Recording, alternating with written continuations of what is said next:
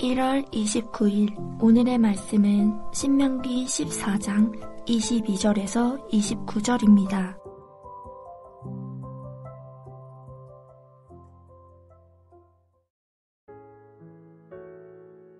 너는 마땅히 매년 토지 소산의 11조를 드릴 것이며 내 하나님 여호와 앞 곧 여호와께서 그의 이름을 두시려고 택하신 곳에서 내 곡식과 포도주와 기름의 11조를 먹으며 또 내 소와 양의 처음 난 것을 먹고 내 하나님 여호와 경외하기를 항상 배울 것이니라. 그러나 내 하나님 여호와께서 자기의 이름을 두시려고 택하신 곳이 내게서 너무 멀고 행로가 어려워서 내 하나님 여호와께서 그 풍부히 주신 것을 가지고 갈 수 없거든 그것을 돈으로 바꾸어 그 돈을 싸가지고 내 하나님 여호와께서 택하신 곳으로 가서 내 마음에 원하는 모든 것을 그 돈으로 사되 소나 양이나 포도주나 독주 등 내 마음에 원하는 모든 것을 구하고 거기 내 하나님 여호와 앞에서 너와 내 권속이 함께 먹고 즐거워할 것이며 내 성읍에 거주하는 레위인은 너희 중에 분깃이나 기업이 없는 자이니 또한 저버리지 말지니라. 매 3년 끝에 그의 소산의 10분의 1을 다 내어 내 성읍에 저축하여 너희 중에 분깃이나 기업이 없는 레위인과 내 성중에 거류하는 객과 및 고아와 과부들이 와서 먹고 배부르게 하라. 그리하면 내 하나님 여호와께서 내 손으로 하는 범사에 내게 복을 주시리라. 안녕하세요. 신명기 14장 22절부터 29절을 함께 묵상하겠습니다. 신명기 14장 22절부터 29절은 짧지만 중요한 11조 규정을 다루고 있습니다. 11조 제도는 이스라엘에서뿐 아니라 고대 근동의 국가들에도 존재했습니다. 11조에 대한 문제는 고대 이스라엘에서 중요했을 뿐만 아니라 현대 한국 교회에서도 중요한 이슈가 되고 있습니다. 모세오경에서 11조를 다루는 본문은 창세기, 레위기, 민수기, 그리고 신명기입니다. 신명기는 다른 성경보다 11조를 중요하게 다룹니다. 덧붙여 오늘 본문은 성읍에 드리는 11조를 다룬다는 점에서 독특하며 이러한 11조는 신명기에서 2차례나 나올 정도로 중요합니다. 11조는 말 그대로 10분의 1을 바치는 것입니다. 이스라엘이 바쳐야 할 11조 품목은 토지의 생산물입니다. 예를 들어 곡식과 포도주와 기름입니다. 토지에 씨를 뿌려 얻는 수확에서 10분의 1을 바쳐야 합니다. 이것은 광야에서 드려질 것이 아니라 농경 문화를 배경으로 하는 가나안 땅에서 이루어질 일입니다. 창세기에서 아브라함은 멜기세덱에게 전리품의 10분의 1을 바쳤습니다. 이건 선물의 의미였습니다. 민수기와 레위기는 성소에서 일하는 제사장들과 레위인이 먹고 살 수 있도록 하기 위한 조치로서 10분의 1을 바쳤습니다. 신명기는 두 가지 용도로 11조를 바치게 합니다. 첫 번째는 여호와께서 그의 이름을 두시려고 택하신 곳에 바치는 11조인데요. 이는 종교적인 용도로 쓰였습니다. 레위기와 민수기에서 종교인을 위한 목적으로 11조를 바치라고 했는데요.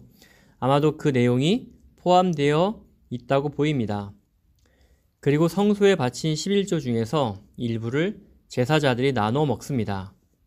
12장 18절을 보면 하나님께서 주신 복을 누리는 축제와 같습니다. 11조를 바칠 수 있는 근거는 하나님께서 수확을 하도록 인도해 주셨다는 감사에 있습니다.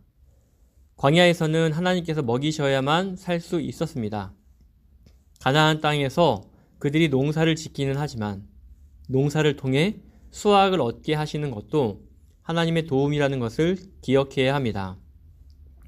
24절부터 27절은 성소가 단일화되는 상황으로 발생하는 문제를 다룹니다.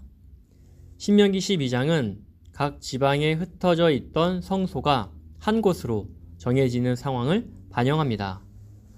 성소가 한 곳으로 정해지면 발생하는 가장 큰 문제는 거리가 멀어지는 것입니다.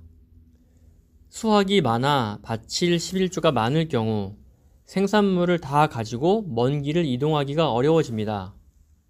그때 11조를 돈으로 바꾸어 가져갈 수 있습니다. 하나님께서 택하신 곳에 이르면 그곳에서 돈을 가지고 바칠 곡식과 가축을 살 수 있습니다.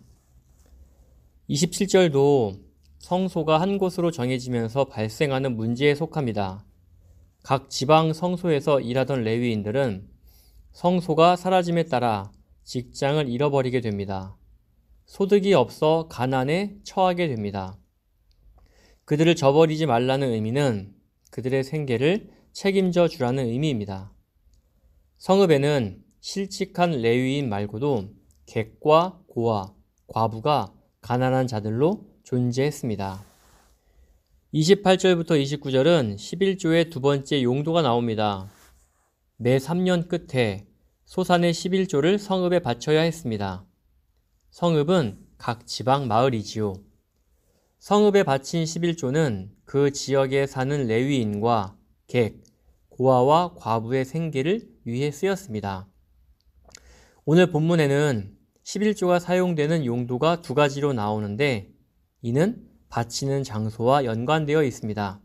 첫째, 하나님이 자신의 이름을 두시려고 택하신 곳인 성소에 바치는 11조는 종교인의 생계와 제사자의 가족이 잔치를 벌이는 데 쓰입니다. 둘째, 성읍에 바치는 11조는 가난한 자들의 생계를 위해 쓰입니다. 성읍에 바치는 11조는 3년마다 바치는데 이것이 매년 드리는 11조를 대체하는 것인지 복수부과인지는 견해가 엇갈립니다. 복수부과라고 한다면 성소에 바치는 11조와 더불어 성읍에 11조를 내야 하고요.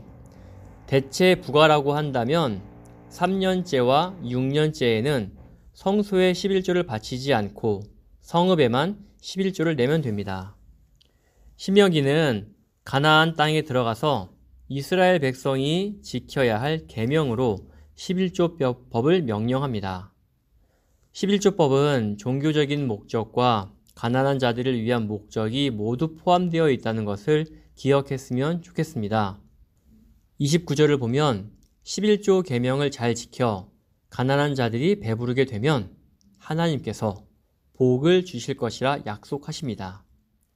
11조는 하나님께서 주신 풍성한 복 때문에 바칠 수 있습니다. 그런데 그 복이 계속 유지될 수 있는 비결은 역시 순종입니다. 하나님께서 주신 것을 손에 움켜쥐고 있으면 안 됩니다. 가난한 이웃을 위해 나눌 수 있어야 합니다. 나와 가족을 위해 돈을 사용하는 것은 너무 쉽습니다. 그러나 가난한 이웃을 위해 사용하는 일은 의지가 필요합니다. 하나님께서는 가난한 자를 구제하기 위한 법을 율법 명령으로 주신 점이 신명기 11조법의 특징입니다. 하나님께서 창조하신 세상에는 가난이라는 단어가 존재하지 않아야 합니다. 그러나 현실은 그렇지 않습니다.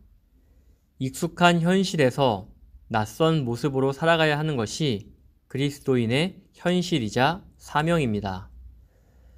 하나님께서 가르쳐 주시는 삶의 방식을 따라 살면서 만나는 낯설음을 기쁘게 받아들이길 소원합니다. 저희 교회의 예산 중에 11조 헌금이 차지하는 비중이 78%입니다.